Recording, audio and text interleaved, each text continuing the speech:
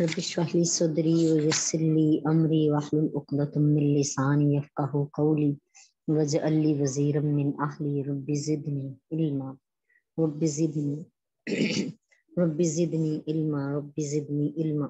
Rabbi यस्सिर वला तुअस्सिर वतम्मिम bill खैर व बिका नस्तईन अल्लाहुम्मा अजुरनी फ़ी मुसीबती वख़्लिफ़ ली खैरम मिन्हा अल्लाहुम्मा सल्लि अला सय्यिदिना व मौलाना मुहम्मदिन व अला आलिहि व अस्हाबिहि व बारिक वसल्लम। जामिया दुख्तानी इस्लाम के तर्जुमातुल कुरान कोर्स में आप सबको खुशामदीद है। आज हम सूरह आले इमरान की आयत नंबर 104 पढ़ेंगी, लेकिन कल थोड़ा सा पॉइंट हमारा 103 का रह गया था, उसको कंप्लीट करके इंशाअल्लाह ताला अगली आयत की तरफ आते हैं।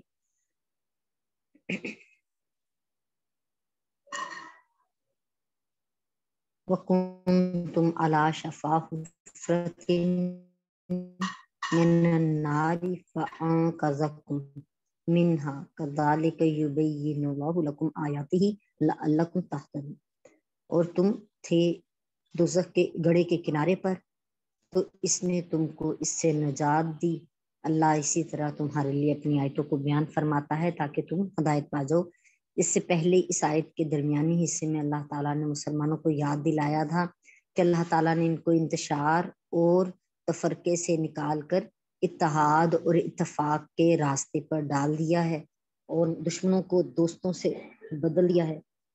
और अब इस आयत के इस आखिरी हिस्से में अल्लाह ताला ने इन पर अपना उखरवी एहसान याद दिलाया है कि मुसलमान दोज़ख के गड्ढे के किनारे पर थे, दुश्मनी की वजह से, एक दूसरे के साथ बुग़्ज़ और हसद रखने की वजह से, तफरके की वजह से। तो अल्लाह ताला ने इनको इस गड्ढे से निकाल कर जन्नत के रास्ते पर ला खड़ा किया है कि ईमान की नेमत मिल गई। और हम सब जो ईमान के एक ही ईमान की तस्बीह में परो दिए गए हैं, हम सब के एक दूसरे पर हकूक हैं। मुसलमान के लिए बड़ा ही नरम है और उसकी पर्दापोशी करने वाला है, उसकी रहनुमाई करने वाला है। मोमिन का आईना है। जब अपने मोमिन बहन भाई में कोई बुराई देखता है तो अपने आप को दुरुस्त कर लेता है, जैसे आईने को देखते हैं और हम अपने आप को संवार लेते हैं। इसी तरह ये जन्नत ही का रास्ता है जहाँ पे अल्लाह पाक ने हमें लाकर खड़ा किया है ताकि हम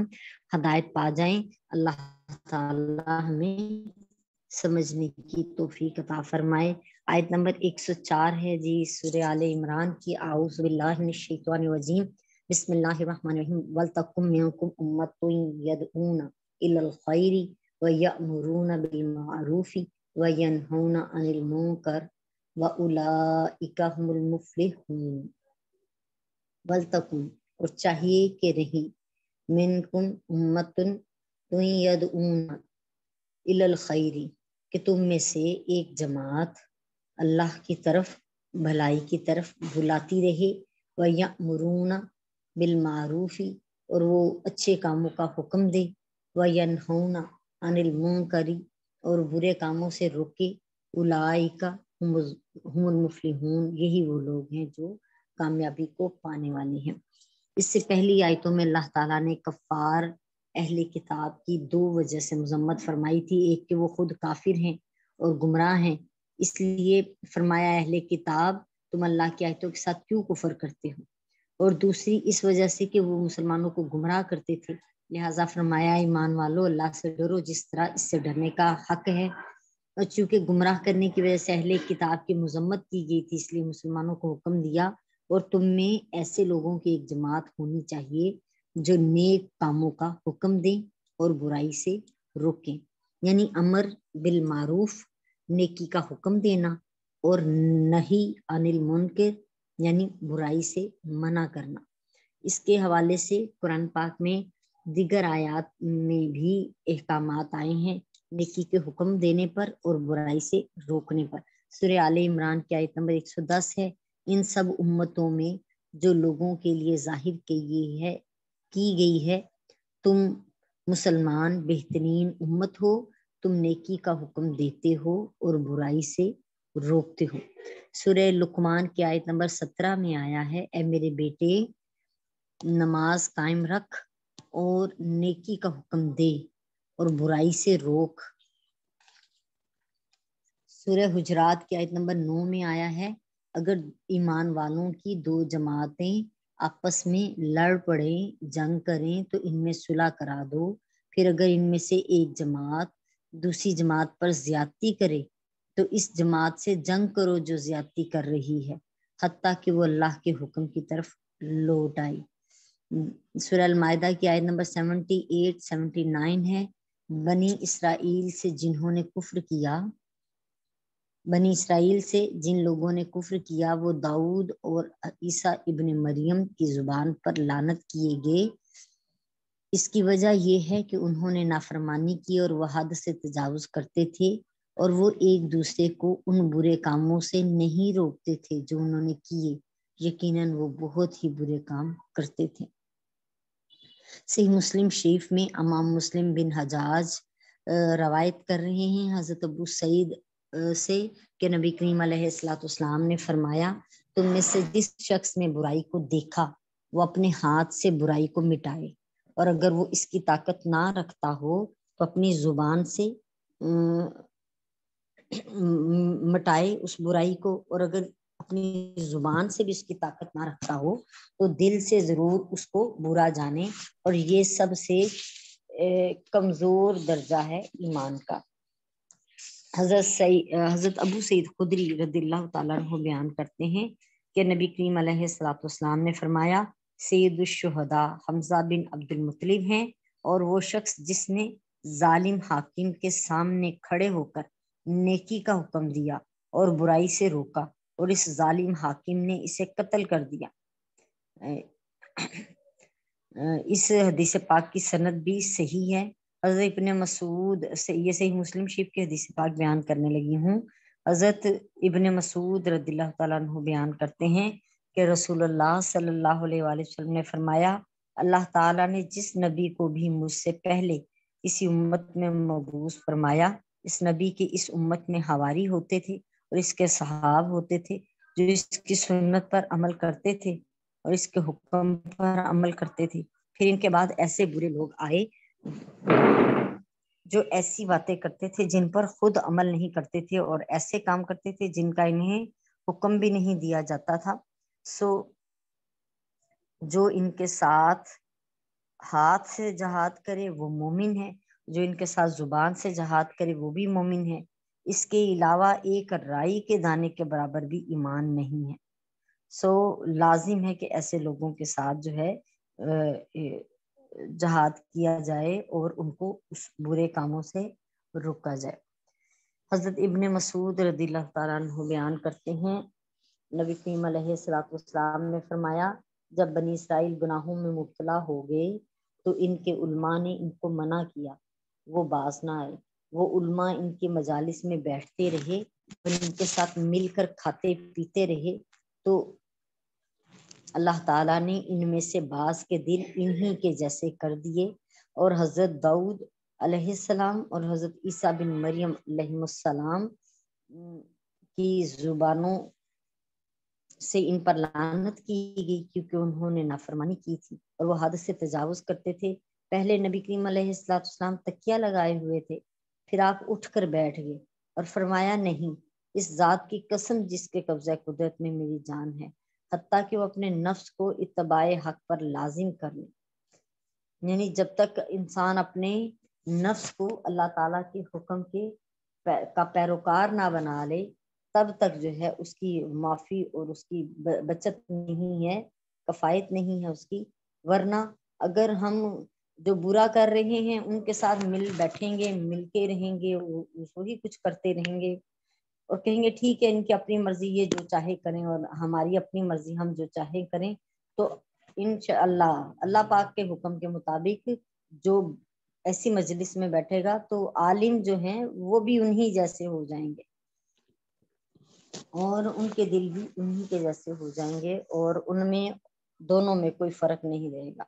अल्लाह पाक ने की हदायत फरमाए। हजरत जरीर बिन अब्दुल्ला रदिल्लाहु ताला अन्हुमा बयान करते हैं कि रसूलुल्लाह सल्लल्लाहु अलैहि वसल्लम ने फरमाया, जो शख्स किसी कौम में रहकर गुनाह कर रहा हो اور وہ لوگ اس کو گناہ سے روکنے پر قادر ہوں اور نہ روکیں تو اللہ تعالیٰ ان سب کو مرنے سے پہلے عذاب میں مبتلا کرے گا۔ سورہ المائدہ کی آیت نمبر 105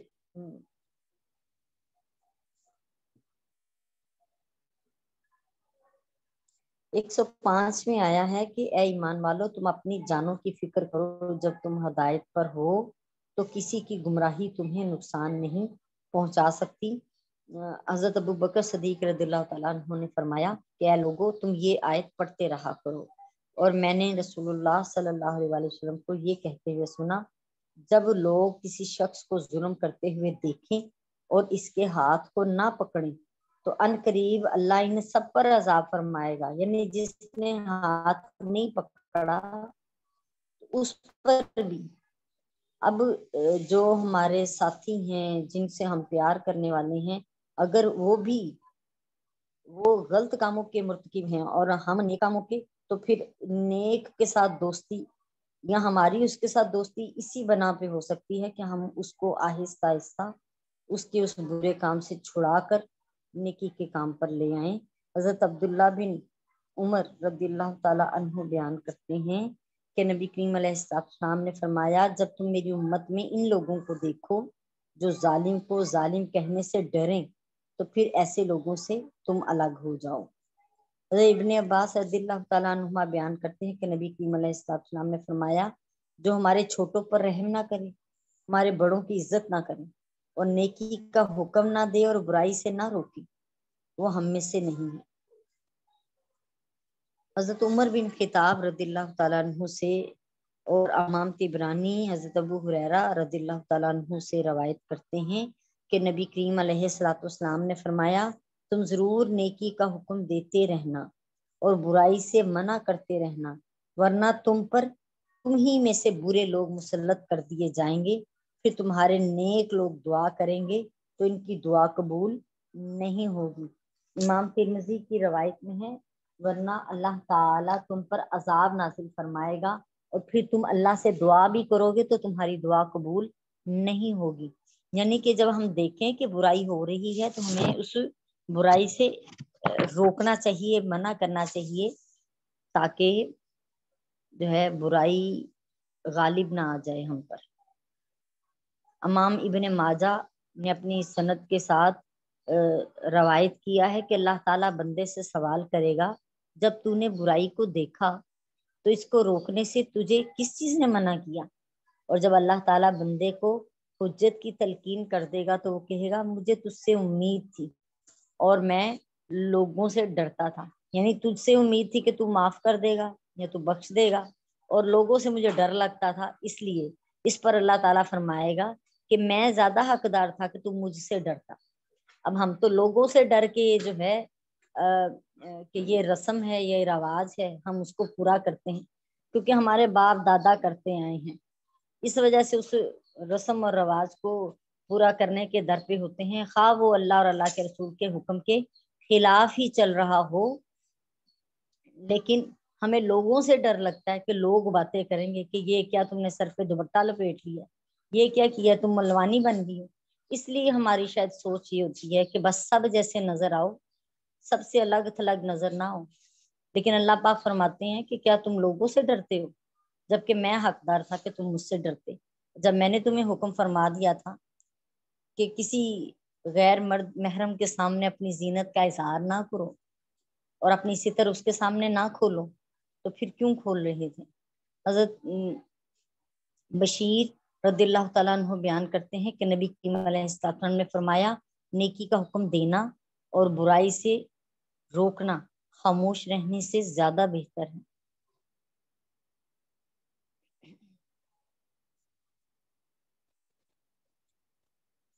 حضرت جابر رضی اللہ تعالیٰ عنہ بیان کرتے ہیں کہ رسول اللہ صلی اللہ علیہ وآلہ وسلم نے فرمایا کہ اللہ تعالیٰ عز و جل نے حضرت جبریل امی علیہ السلام کی طرف یہ وحی فرمائی کہ فلاں شہر کو اور شہر والوں کو، فلاں شہر کو شہر والوں سمیت الٹ دو۔ حضرت جبریل علیہ السلام نے کہا، اے میرے رب، ان میں تیرا فلاں بندہ بھی ہے جس نے پلک جھپکنے کے مقدار میں بھی تیری نافرمانی نہیں کی، اللہ تعالیٰ نے فرمایا اس شہر کو الٹ دو اور وہ بندہ میری وجہ سے ایک لمحے کے لیے بھی ان لوگوں سے ناراض نہیں ہوا، لہٰذا اس کو بھی ساتھ میں اسی عذاب میں مبتلا کر دو۔ یہ معنی اور مفہوم ہے، یعنی کہ برائی دیکھ کر برائی پہ کھڑے ہونا اور اس کے لیے لڑنا اور حق کی کوشش کرنا، حق کو قائم کرنا، حق کو مضبوط بنانا بڑا ضروری ہے۔ لیکن اب ہم اپنے ذاتی مفاد کی خاطر یہاں پہ لوگ بریانی کی پلیٹ کھا کے ووٹ دے جاتے ہیں، اور کیا اس پر پوچھ نہیں ہے انسان کی کہ اس نے کس کو منتخب کیا ہے، کیا وہ حقدار تھا اس سیٹ کا، کیا اس کے اندر ایمانداری تھی، کیا وہ نیک انسانوں میں سے تھا، نمازی تھا، کیا وہ زکوٰۃ ادا کرنے والا تھا جس کو چنا گیا ہے۔ اللہ پاک نیکی کی ہدایت دے کہ اب سیاست صرف بدمعاشوں کا ہی وتیرہ رہ گیا ہے اور کسی کا نہیں، تو کیسے ہمارے قوانین بنانے والے کیسے نیک ہو سکتے ہیں جب ہم نیکوکاروں کو چن کر اوپر ہی نہیں لائیں گے۔ اللہ پاک نیکی کی ہدایت دے۔ برائی سے روکنا اور نیکی کا حکم دینا فرض کفایہ ہے۔ جب بعض لوگ اس فرض کو ادا کر لیں تو باقیوں سے اس کی فرضیت جو ہے وہ ساقط ہو جاتی ہے، یعنی وہ بری الذمہ ہو جاتے ہیں۔ اور جب تمام لوگ ہی امر بالمعروف یعنی نیکی کا حکم دینے اور برائی سے روکنے کو چھوڑ دیں تو سب کے سب ہی گنہگار ہوں گے، اور جس جگہ کوئی اور شخص برائی سے روکنے والا نہ ہو اور وہاں صرف ایک عالم ہو تو اس پر برائی سے روکنا فرض عین ہے۔ مثلاً کوئی شخص اپنی بیوی کو، اپنی اولاد کو یا اپنے نوکر کو کوئی برا کام کرتے ہوئے دیکھے یا کسی نیکی میں کمی کرتا ہوا پائے تو اس کے لیے برائی سے روکنا فرض ہے۔ امر بالمعروف اور برائی سے یعنی نیکی کا حکم دینے اور برائی سے روکنے کے لیے یہ ضروری نہیں کہ وہ خود شخص کامل ہو، تمام احکام شریعہ پر عامل ہو اور تمام محرمات شریعہ سے بچنے والا ہو، اور نہ ہی یہ حکام کے ساتھ خاص ہے اور نہ ہی علماء کے ساتھ مخصوص ہے۔ اس کی تفصیل یہ ہے کہ جو احکام ظاہر اور مشہور ہیں، مثلاً نماز، روزے کی فرضیت، جھوٹ، قتل، زنا، چوری، ان کی حرمت، ان کا علم ہر مسلمان کو ہے، اور ہر مسلمان پر لازم ہے کہ وہ مثلاً نماز نہ پڑھنے اور جھوٹ بولنے پر ٹوکے اور نیکی کا حکم دے اور برائی سے روکے، اور جو احکام شریعہ ایسے ہیں جو مشکل ہیں، ناقابل فہم ہیں،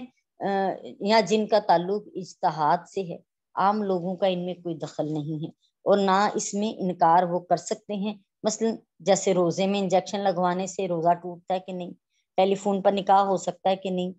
یا پھر اعضاء کی پیوند کاری کی جا سکتی ہے کہ نہیں، انتقال خون وغیرہ، یعنی یہ تمام ایسے مسائل جو اجتہادی ہیں ان کے حوالے سے کوئی معاملہ نہیں ہے، لیکن وہ تمام جو ام الکتاب ہیں، احکامات محکمات ہیں، ان پر ان گناہوں کے ہونے پر یا ان کے جو احکامات آئے ہیں ان کے نہ کرنے پر یا ان پر کمی کرنے پر ضرور ایک دوسرے کو روکنا ٹوکنا چاہیے، یعنی نماز کی ترغیب دینی چاہیے، نہ کہ آج کے دور کی طرح آرام سے کہہ دیا جائے تم نے اپنی قبر میں جانا ہے، میں نے اپنی قبر میں، تو تم پڑھو اپنی نماز، مجھے کیوں کہہ رہے ہو۔ یا پھر کہ اتنے سارے لوگوں میں صرف ایک تم ہی بڑے نیک پاک باز بنے پھرتے ہو جس کو پردے کا پتہ ہے اور جس کو نماز کی اتنی خبر ہے، تم تو محض ریاکاری کر رہے ہو۔ لیکن یہ سب کا ہی کام ہے کہ وہ سب جو ہے وہ احکامات جو فرضیت کے ہیں ان کو خود بھی عمل کرے اور دوسرے جو عمل نہیں کہہ رہے ان کو بھی عمل کرنے کے بارے میں کہے۔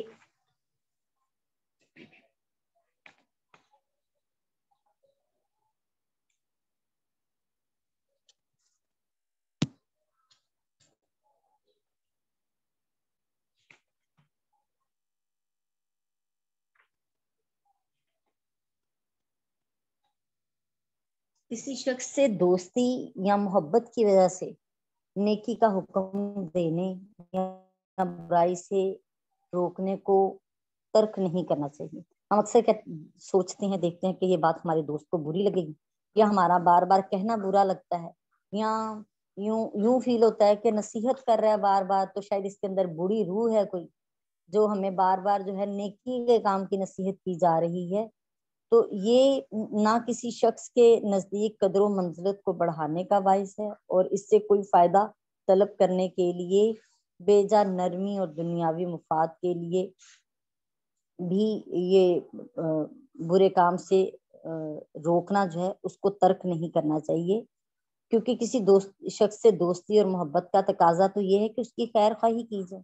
اور اس کی خیر خواہی یہی ہے کہ اس کو آخرت کی فلاح کی ہدایت دی جائے اور اس کو آخرت کے عذاب سے بچا لیا جائے۔ اگر واقعی کسی انسان کا سچا دوست تو وہی ہے جو اس کے لیے آخرت کی بھلائی کی کوشش کرے،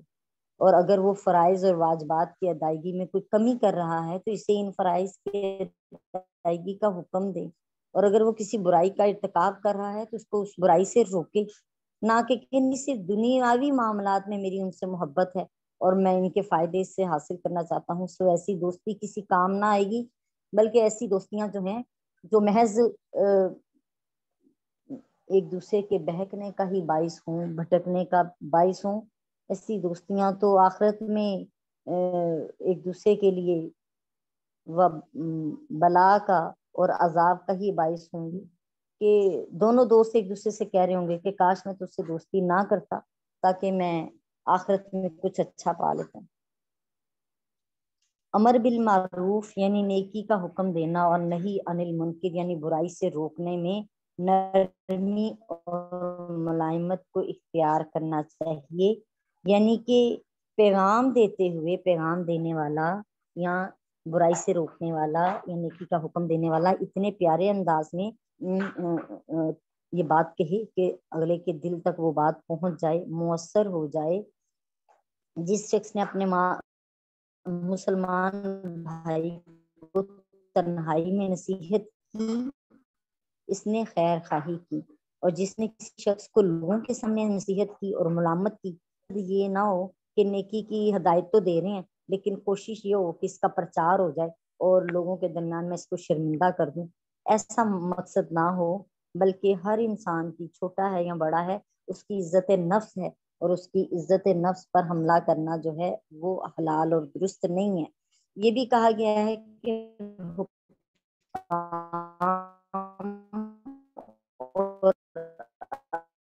ارباب اقتدار کہ وہ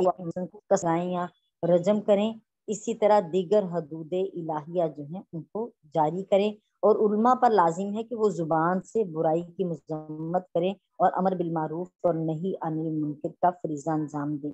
عوام کو چاہیے کہ وہ ہر برائی کو دل سے برا جانے، لیکن صحیح یہ ہے کہ جس شخص کے سامنے ظلم اور زیادتی ہو اس کو حسب مقدور مٹانے کی کوشش کرے، جیسے کہ بیان کیا جا چکا ہے پہلے۔ آیت نمبر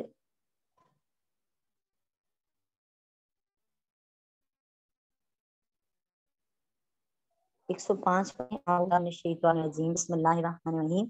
ولا تکونوا کالذین تفرقوا واختلفوا من بعد ما جاءهم البینات واولئک لهم عذاب عظیم۔ ولا تکونوا کالذین تفرقوا، ان لوگوں کی طرح نہ ہو جاؤ جو بکھر گئے ہیں، متفرق ہو گئے ہیں، واختلفوا من بعد ما جاءهم البینات، اور انہوں نے آپس میں اختلافات کیے ہیں جبکہ واضح احکامات آ چکے ہیں اس کے آنے کے بعد بھی۔ وَأُولَٰئِكَ لَهُمْ عَذَابٌ عَظِيمٌ، یہی وہ لوگ ہیں جن کے لیے بہت بڑا عذاب ہے۔ اس آیت کا معنی یہ ہے کہ اے مسلمانوں تم ان اہل کتاب کی طرح نہ ہو جانا کہ جو پہلے ایک متحد جماعت تھی، بعد میں بہت سے فرقوں میں بٹ گئے، حالانکہ ان کے پاس واضح دلائل آ چکے تھے اور جو ان کو صراط المستقیم کی ہدایت دیتے تھے۔ اگر وہ ان کی اتباع کر لیتے، اور اس تفرقے کا سبب یہی تھا کہ انہوں نے نیکی کا حکم دینا اور برائی سے روکنا چھوڑ دیا تھا، اس وجہ سے وہ دنیا اور آخرت میں عذاب عظیم کے مستحق ہو گئے۔ دنیا میں عذاب یہ تھا کہ وہ ایک دوسرے کے خوف میں مبتلا تھے اور مختلف جنگوں میں ان کو ذلت اور رسوائی کا سامنا ہوتا تھا، اور آخرت کا عذاب یہ ہے کہ وہ جہنم میں ہمیشہ ہمیشہ رہیں گے